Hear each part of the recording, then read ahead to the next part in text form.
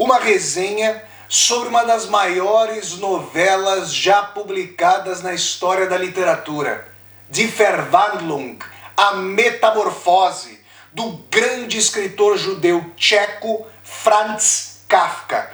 A Metamorfose foi publicada ainda em vida, né?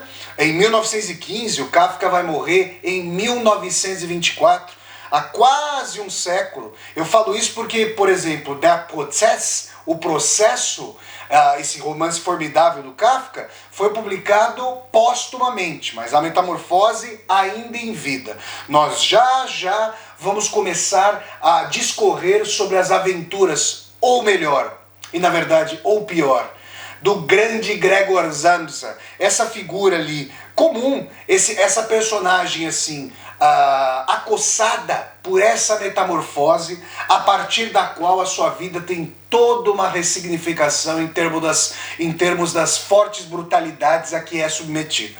Desde o começo, a metamorfose desponta de maneira maravilhosa. Aí vocês vão falar: Flávio, você está adjetivando, você já falou que a novela é formidável, você está adjetivando a novela? Não, não é propriamente aqui apenas mais um adjetivo. Na fortuna crítica literária, na tradição ali da teoria literária, há uma contraposição entre o fantástico e o maravilhoso. O fantástico poderia envolver elementos aí de dubiedade para nós sabermos se o sobrenatural existe ou não, se ele tem ou não incursão na realidade. Se você que está acompanhando aqui o meu canal assistiu à resenha que eu fiz sobre o conto The Black Cat, o Gato Preto, do grande Edgar Allan Poe, você vai se lembrar, e eu vou deixar o link para esse conto aqui embaixo, para essa resenha aqui embaixo, e você também pode procurá-la na playlist aqui, Resenhas de Livros com Vassoler, tá bom? Você vai se lembrar, e se você não assistiu a essa resenha, você pode ver que eu faço uma discussão a respeito dessa dúvida constitutiva, essencial, entre o existente e o inexistente, o material e o sobrenatural, para estabelecer o fantástico em Edgar Allan Poe. Só que em A Metamorfose de Kafka, se dá desde o princípio, desde o primeiro parágrafo, a metamorfose da personagem, de ser humano, de Homo sapiens, a um inseto, abre aspas aqui, asqueroso. Essa é a qualificação do texto original em alemão. Então, tudo o mais que vai acontecer em A Metamorfose é tributário justamente dessa metamorfose do Gregor Samsa, esse caixeiro viajante, em um inseto. Ah, Flávio, então o Kafka em A Metamorfose está concebendo uma narrativa na ordem do sobrenatural. Além da metamorfose nós temos duendes, fadas, elfos, unicórnios? Não. O curioso de A Metamorfose, eu quero comentar isso com vocês, sempre olhando o meu reloginho aqui para ver a passagem do tempo na nossa resenha, é que A Metamorfose é uma narrativa das mais cotidianas, das mais, eu diria, banais, das mais ordeiras. E vocês vão entender o que eu estou querendo conceber como ordeiras, como usando esse adjetivo, após a metamorfose. Só que sem essa metamorfose, muito da enorme violência a que Gregor Samsa é submetido, não viria à tona como justamente o que ela é. Aquilo que eu costumo chamar de sociopatologia da vida cotidiana. Uma violência introjetada, uma violência internalizada, uma violência imantada do afeto que vem dos pais e da dimensão de favor que vem ali, por exemplo, do empregador. Como se Gregor Samsa, ao trabalhar, estivesse fazendo um favor para aquele que o emprega. Vocês estão percebendo? Na lógica da nossa sociedade, que faz com que geradores e geradoras de riqueza se vejam, por meio da propaganda ideológica, por meio do bombardeamento ali hierárquico, como tributários daqueles e daquelas que os empregam, o Gregor vai reconhecer as infiltrações do todo social, das várias relações ali invisíveis, etéreas de que ele faz parte, com brutalidade, a partir dessa metamorfose. Nesse sentido, eu comparo a metamorfose com um outro texto seminal que parte de um elemento maravilhoso, como a metamorfose, e depois desdobra, faz os desdobramentos, mostra as decorrências da cegueira branca para a sociedade em descalabro, que vai em ruínas, que é o ensaio sobre a cegueira do grande José Saramago, escritor português, já que eu estou aqui em Portugal, falando aqui do José Saramago. Eu também já fiz uma resenha sobre o ensaio sobre a cegueira aqui no meu canal do YouTube, você pode procurá-la na playlist Resenhas de Livros com Vassoler. Tudo bem? Vamos lá então. O que acontece? Gregor é metamorfoseado em um inseto. E a cena inicial, ao invés de nos explicar por que aconteceu essa metamorfose, de onde ela vem, como ela decorreu, por que razões, Gregor já havia passado por isso de alguma maneira, ele estava doente? Não. Aquilo que Kafka nos mostra não é mais o despencar das razões, mas sim o despencar de um acontecimento que se mostra para nós sem uma razão aparente ou com uma razão que nos ultrapassa e sem que nós possamos decodificá-la, decifrá-la, desvendá-la. As personagens kafkianas sofrem as consequências de causas que as ultrapassam e a cujas raízes elas não conseguem chegar, e esse sofrimento se transforma em baliza mesma da realidade. Ao invés de as personagens kafkianas, como Joseph K. em O Processo, como o agrimensor K. em O Castelo, e aqui como o caixeiro viajante Gregor Samsa, esse jovem caixeiro viajante, ao invés dessas personagens compreenderem a causalidade, a razão de sua decrepitude, de seus problemas, elas tomam, e não teriam outra coisa a fazer senão continuar dessa maneira, elas tomam esse sofrimento, esse descalabro, essa mudança radical de curso como um dado da realidade mesma. Isso é importante porque, se vocês compararem Fyodor Dostoiévski a Franz Kafka, existe de Dostoiévski para Kafka, do russo para o tcheco, ali do último quartel do século XIX para as primeiras décadas do século XX, né, na transição de quando Dostoiévski está escrevendo para quando o Kafka está publicando, uma restrição no horizonte de compreensão e expectativas da realidade por parte das personagens. Por mais que as personagens dostoiévskianas não consigam alterar o curso da sua realidade, por mais que elas tentem mudar, não consigam, e ainda assim padeçam por causa da realidade opressora e da sua própria condição, há nas grandes personagens dostoiévskianas, como o Homem do Subsolo, de Memórias do Subsolo, como Raskolnikov, de Crime e Castigo, como Ivan Karamazov, de Os Irmãos Karamazov, uma tentativa radical de significação do mundo. Então, por mais impotência que as personagens sintam em face de um mundo gigantesco que as transpassa e que as oprime, elas ainda conseguem ou tentam significar o real, trazer uma narrativa de significação, de compreensão, de encampamento da realidade. Isso em Kafka foi subtraído. Nós temos uma narrativa em A Metamorfose, como em O Processo e O Castelo, esses outros grandes romances de Kafka, e eu já fiz uma resenha nesse canal sobre O Processo, nós temos uma perda do horizonte de significação, um padecimento das personagens e uma transmutação do patos narrativo.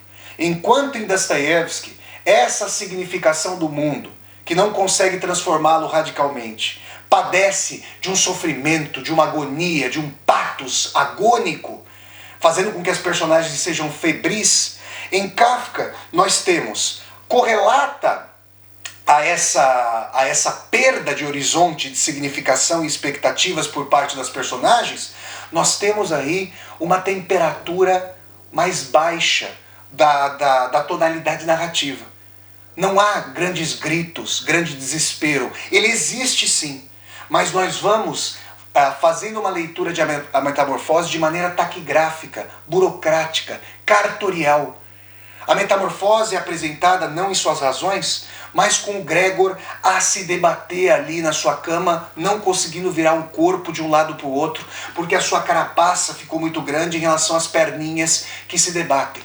E é a partir daí que a gente percebe que o Gregor, no seio da sua família, é um caixeiro viajante que contribui para a velhice dos pais financeiramente, que guarnece a família como um todo. O pai ali que tem parcos rendimentos, a mãe e a irmã agregadas naquela sociedade sumamente patriarcal, ao pai e ao filho que ainda se vê acossado pela figura do patriarca. Nem é preciso dizer que esse tema do acossamento por parte de autoridades, do pai até os juízes do tribunal, é um tema recorrente na obra de Kafka e vai transpassar também toda a dimensão da carta ao pai, da Brief an den Vater, ali que o Kafka vai escrever. Então, o fato de Gregor ter se tornado um inseto impede que o cotidiano mesmo de suas relações, que a violência que ele sofria, enternecida pela relação de carinho, imantada de afeto por parte da família, fosse desvelada. Mas já que agora, como inseto, ele não pode mais aparecer abertamente em face dos pais, ele não pode se apresentar em face do seu patrão, ele não pode cumprir com seus compromissos profissionais e financeiros, Gregor começa a sentir que não é bem-vindo. Essa metamorfose não é apenas uma metamorfose física, ela é uma metamorfose das relações, ela é uma metamorfose dos afetos, ela é uma metamorfose das explorações. Gregor, toda a narrativa, vale frisar, de A Metamorfose acontece dentro do quarto de Gregor, e quando ele sai daquele quarto, ele é tido como aquilo em que ele se transformou. Um inseto asqueroso, passível de ser aniquilado. E aí vale uma colocação. Quando eventualmente uma mosca se aproxima de nós, qual tende a ser a nossa primeira reação? Espantá-la. Se essa mosca insiste em se aproximar com seus unidos, a nossa reação é sacar um chinelo, um sapato, tentar jogá-la para fora da janela ou então aniquilá-la. E eu pergunto, por quê? O que a mosca nos fez? A mosca não está tentando sobreviver como nós estamos tentando sobreviver?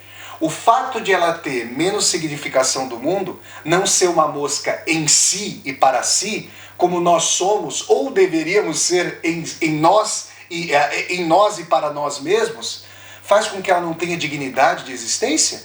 Não. Se nós pensarmos bem, deve haver ali o direito da mosca de existir, é claro.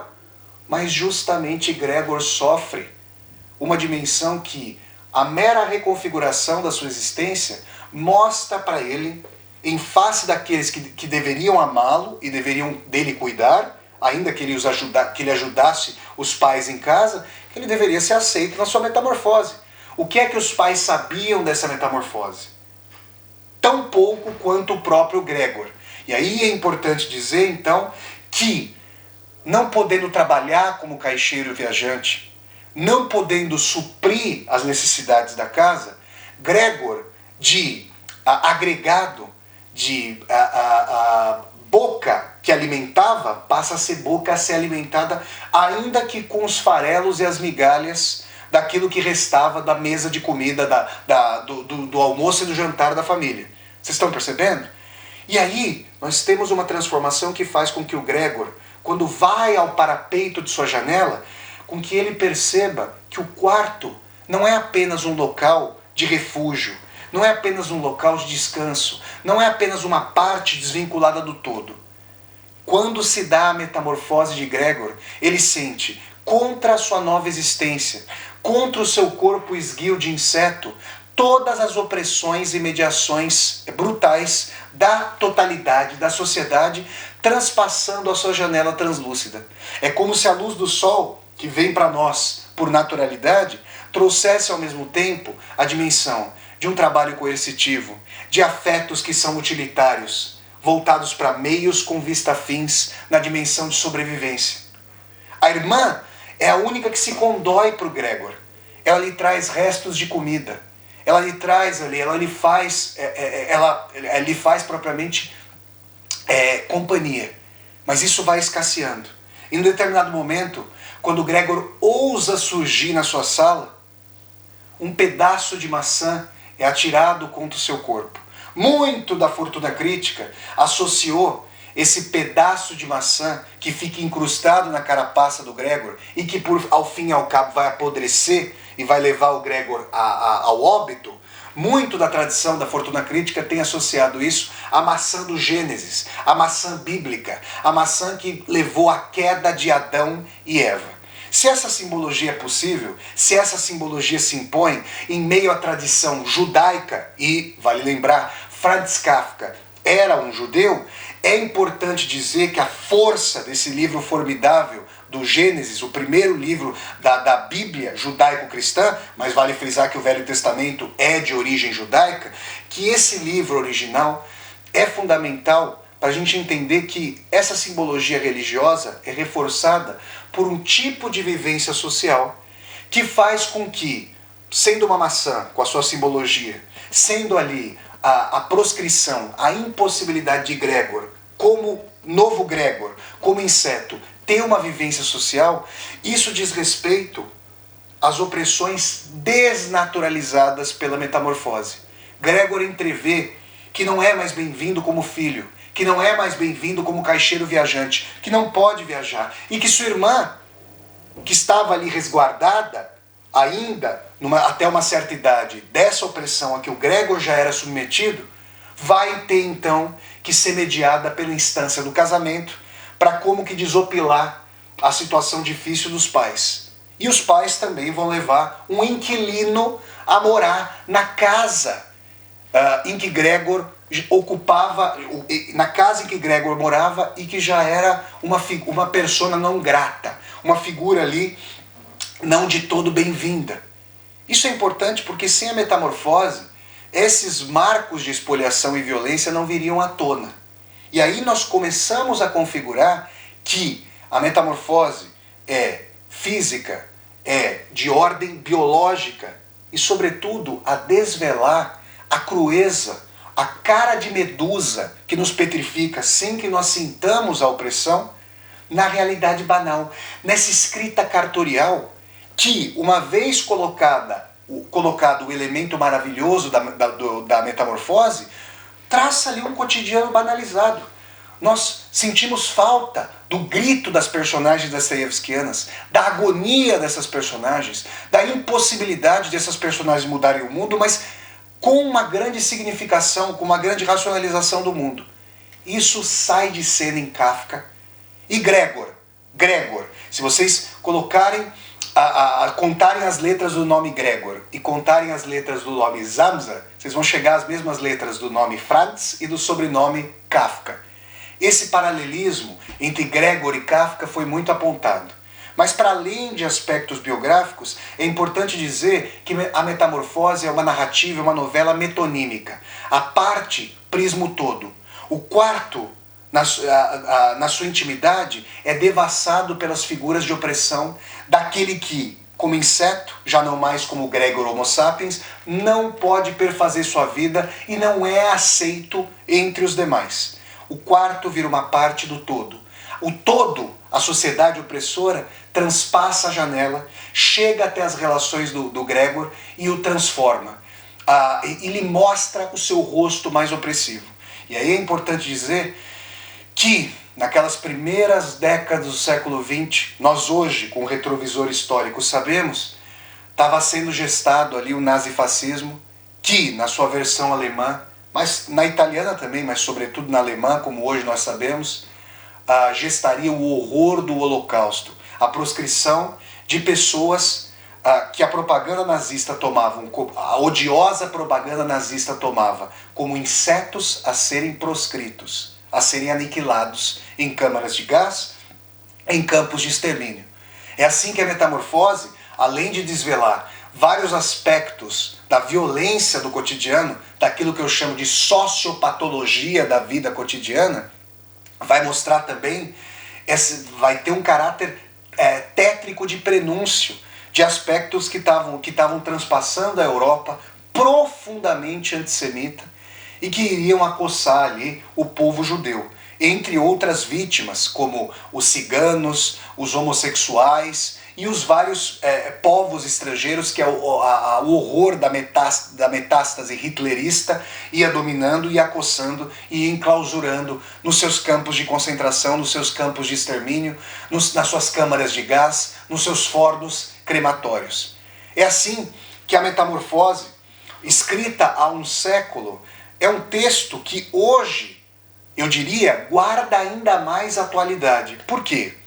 Porque os parâmetros que cindiam, que separavam, digamos, uma intimidade desprovida, digamos, de interesse do capitalismo, de interesse de utilidade, uma intimidade que era resguardada pura e simplesmente por um afeto, por uma dimensão de que falar, digamos, de trabalho e de dinheiro no ambiente doméstico era algo repulsivo, era algo que ofendia as dimensões de afeto, as dimensões que deveriam ser não utilitárias e interessadas no seio da família, e essa dimensão foi apagada. A nossa sociedade capilarizou a opressão econômica e social das instituições, da fábrica, dos escritórios, e a levou para o seio mesmo do cotidiano, da intimidade, das relações de uns com os outros, de umas com os outros, de umas com os outros. E assim, as categorias de opressão que Gregor só descobriu com a Metamorfose foram se transformando e foram sendo introjetadas como balizas do nosso próprio imaginário. Usar uma terminologia bancária, econômica, atuarial, empresarial, para falar dos nossos afetos, para falar das nossas relações, para falar dos nossos planos, não nos soa mais violento. A expressão recursos humanos não nos soa mais violenta. Já é tomada como um dado da realidade. Recursos humanos, a transformação em recursos humanos foi aquilo a que Gregor se viu reduzido. Aliás, ele já passava por isso como Homo sapiens, mas transformado, reduzido em um inseto.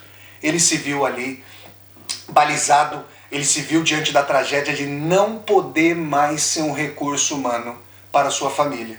E aí a sua irmã, tendo que ocupar o seu lugar na negociação, esse é um termo horroroso, mas na negociação matrimonial. É assim que nós enfechamos aqui a resenha sobre essa grande novela de Franz Kafka, A Metamorfose, de Verwandlung, obra de 1915, de autoria, como eu já disse, do grande mestre judeu tcheco Franz Kafka. Se vocês gostaram de mais essa resenha de livro aqui do meu canal do YouTube, eu peço que vocês deem um like no vídeo, curtam o vídeo, disseminem esse vídeo pelas redes sociais, para que nós possamos chegar a cada vez mais e mais pessoas. Se você está chegando ao canal pela primeira vez, seja muito bem-vindo e bem-vinda. Eu peço que você se inscreva aqui no canal, toque a sinetinha para poder receber as notificações e deixe seu comentário aqui embaixo desse vídeo para que nós possamos conversar.